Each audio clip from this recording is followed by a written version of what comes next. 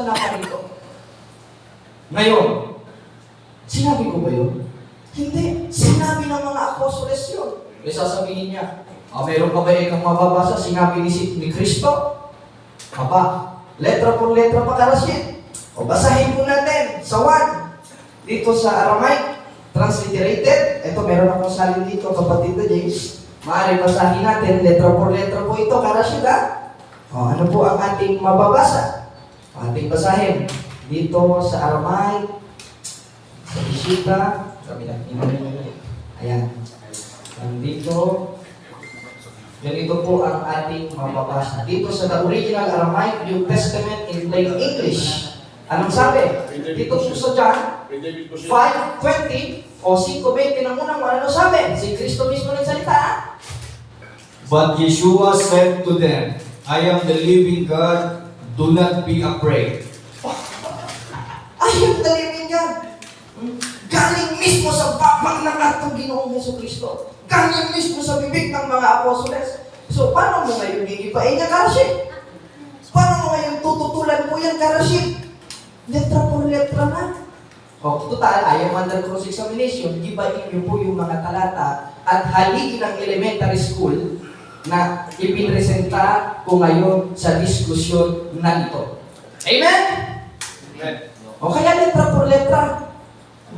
Hindi lang letra por letra. Nabasa pa, napatotohanan pa. Katunayan, nasa aming prayer dito sa Catholic Handbook of Deliverance kay Father Sikia, anong sabi? Sa page 81, in the name of Jesus of Nazareth, Jehovah His tremendous power as God. Amen?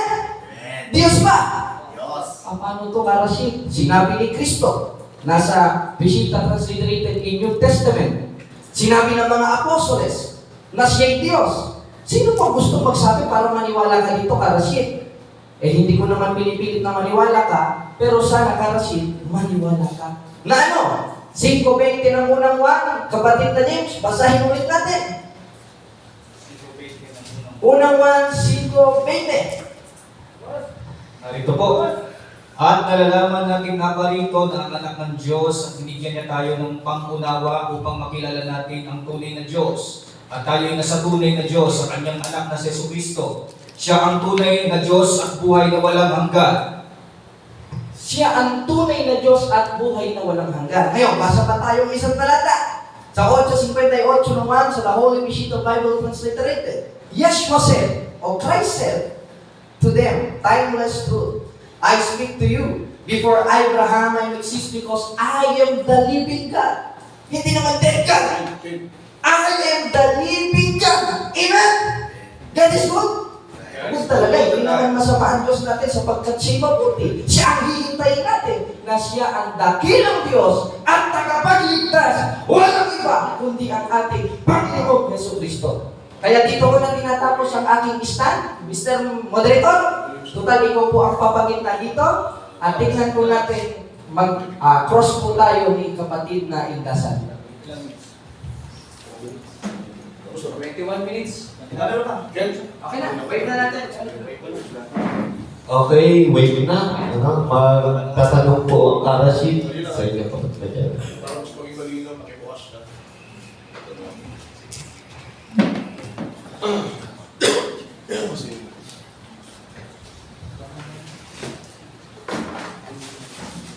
Okay lang bro, pabukas ko to ah.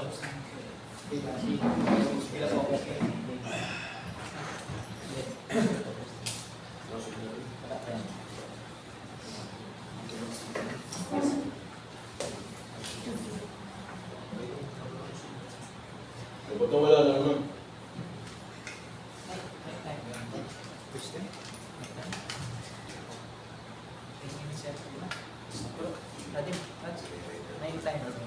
Meron si Lord Timer po. Yung sa twist no? 10 minutes running time. 10 minutes. Dali lang, dali lang. Pinakuha din ako kay brother, kay Martin. Ano yan na?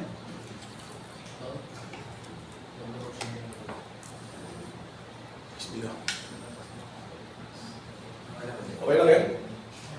Tads, nag-no-signal ulit tads eh. Kailangan ko rin ito. O sige, balik. Ay, bukas ko dito, pag kaya buksan na. Dapat kanina nakabukas na. Kanina nakabukas na. Kaya ako na sir. Dito ka magaling sa akin. O sige, tanggalin mo na. Kasi ganyan.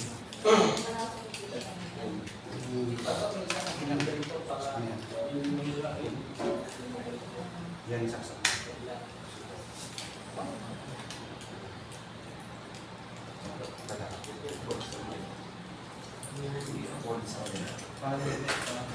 Ikaw na kayo rito. Oo.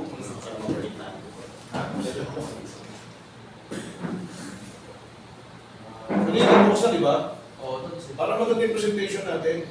Para may kakasa. Hindi ka na isa. Ba't nawala na naman?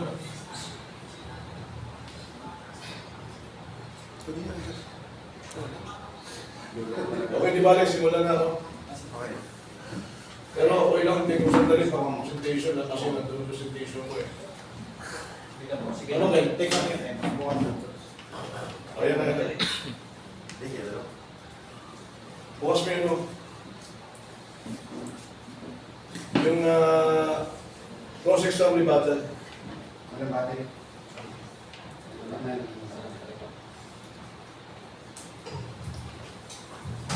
Cross-signal. Hello, hello. Ba't walang mic to?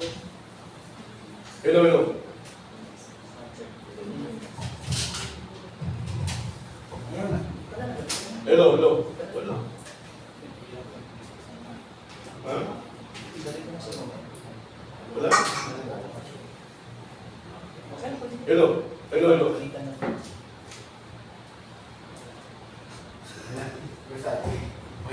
Yan. Hello. Okay. Sige, 10 minutes running time, no? Unahin ko muna yung madalas kong basahin, Garrett. Yung unang 1:5:20.